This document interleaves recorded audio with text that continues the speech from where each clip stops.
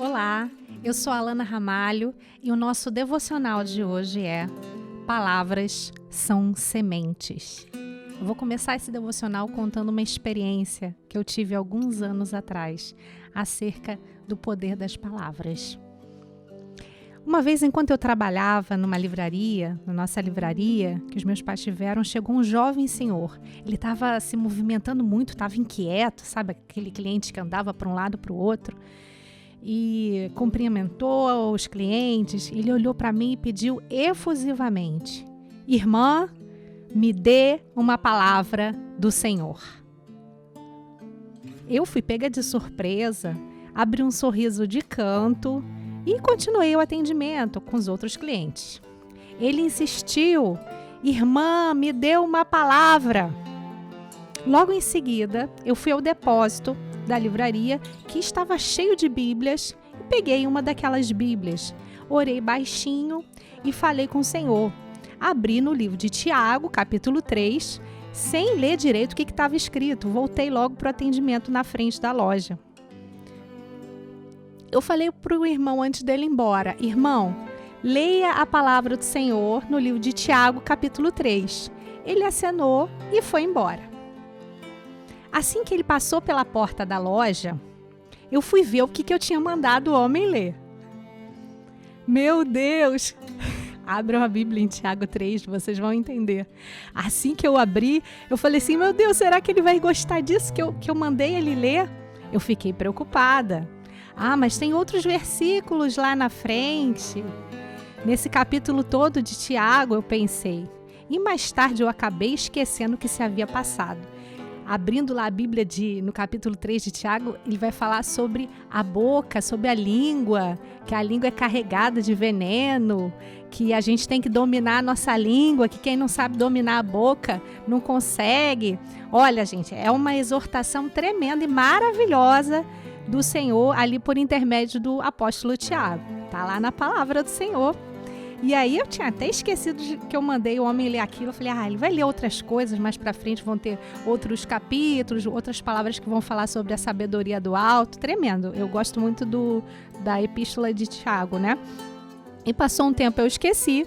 E aí, dias depois, apareceu um jovem senhor na porta da loja. Eu tô olhando assim, tô lembrando, mas não tô lembrando direito quem que é aquele senhor. Ele falou assim: Paz, irmã! Lembra daquele dia que a irmã mandou eu ler a palavra do Senhor lá no livro de Tiago, capítulo 3? Aí ele falou assim: eu li. Ele estava no ônibus. Eu li, eu fiquei injuriado com a irmã. Eu queria voltar aqui para reclamar, para tirar a satisfação. Quem que a irmã pensa que é? Mas aí eu fui para casa e guardei aquela palavra.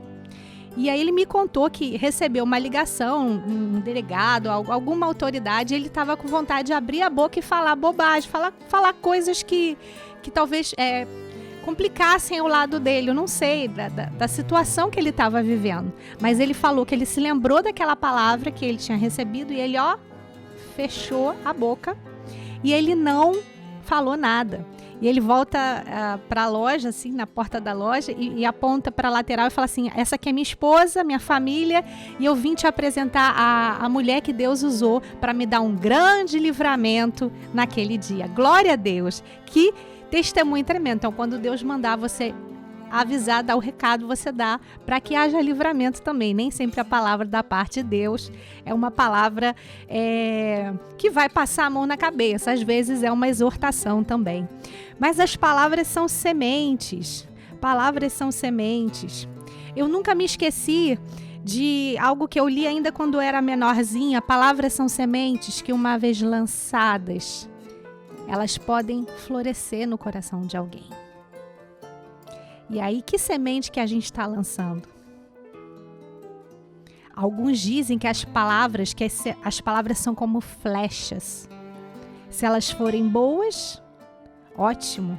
Mas e se forem mais? Elas vão atingir o alvo e causar um grande estrago. Como que você vai pegar aquela flecha que você lançou de volta? Grande impacto terão. Como vai ser recuperado? A gente se alimenta das palavras dos outros e das nossas próprias palavras, porque o que contamina não é o que entra pela boca, mas o que sai, como diz o texto de Mateus capítulo 15, sendo elas palavras doces ou salgadas. E mesmo na repreensão, como a gente conversou aqui, tanto a palavra como o silêncio têm o seu valor e um momento. Provérbios 17, ela não é para ser insípida demais, nem salgada demais. E a gente deve lembrar que a palavra calma desvia o furor. Aqui em casa eu sempre falo que a palavra calma acalma. Palavras são sementes. Palavras necessárias e equilibradas fazem o bem. Palavras de maldição amaldiçoam. Ora bolas!